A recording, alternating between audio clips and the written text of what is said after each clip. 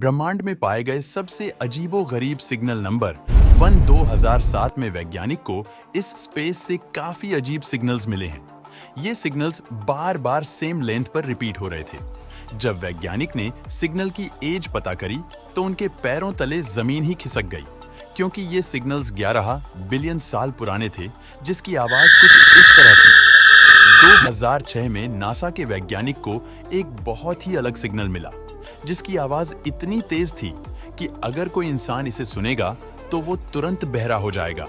कई लोगों का कहना है कि शायद ये बिग बैंग की आवाज होगी, और वहीं कुछ लोग ये भी कहते हैं कि शायद पहले के समय एडवांस सिविलाइजेशन के बीच में तोड़-फोड़ के दौरान जो आवाज प्रोड्यूस हुई होगी, वही आवाज आज हमें जाकर मिली है।